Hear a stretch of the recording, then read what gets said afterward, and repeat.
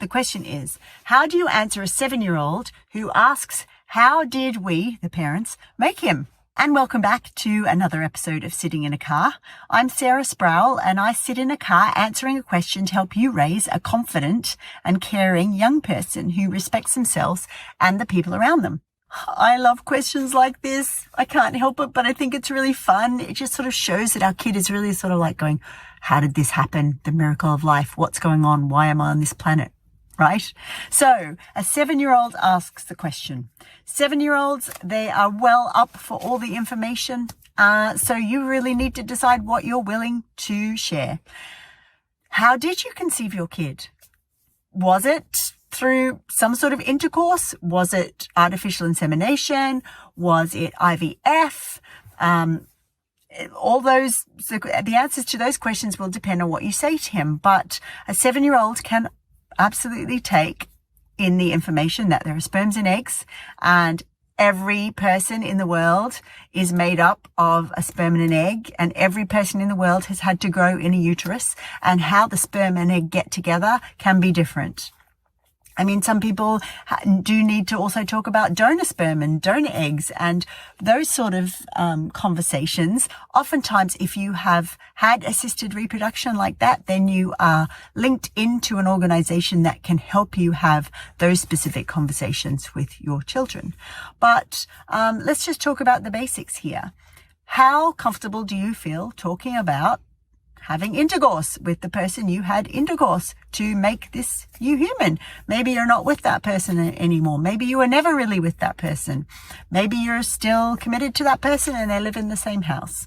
You know, it's all like the diversity and variety of the human experience is truly mind-boggling and wonderful. But you first of all need to think to yourself, what information am I willing to give my kid?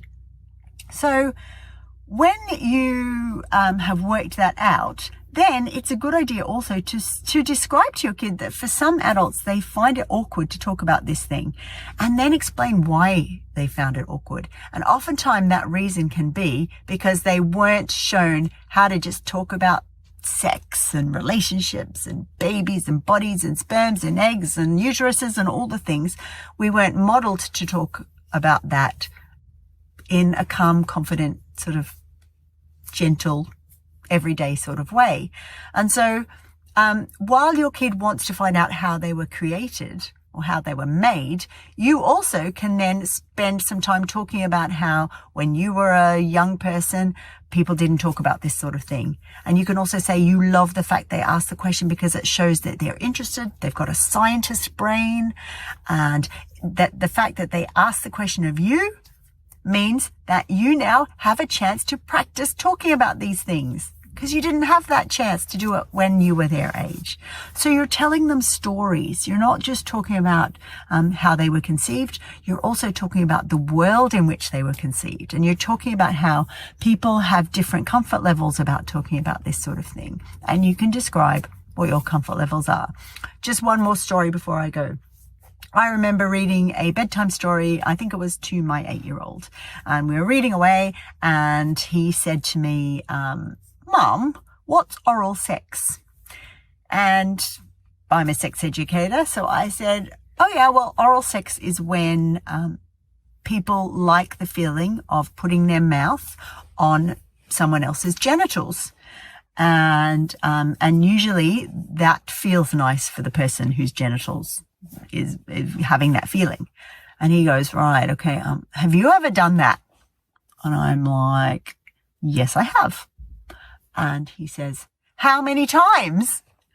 And this is where I realized that I didn't want to answer that question. I didn't want to tell him how many times. I didn't mind telling him that I'd done it.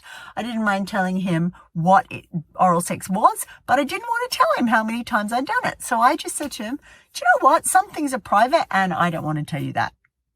And he said, why not? Why not? I said, because, we don't have to tell everyone everything in the world. Right? So that's a story to show you an example of having a boundary or having a feeling of, yes, I'm happy to answer this part of the question, but I'm not happy to answer this part of the question.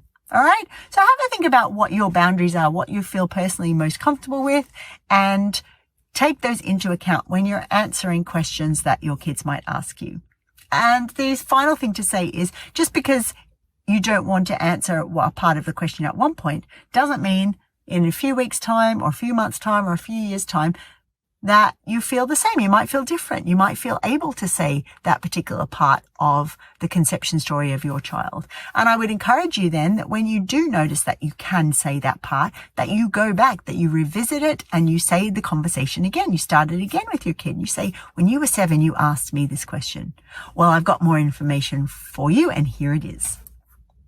And that's Sitting in a Car for another week where I've answered a question to help you raise a confident and caring young person who respects themselves and the people around them. Bye for now.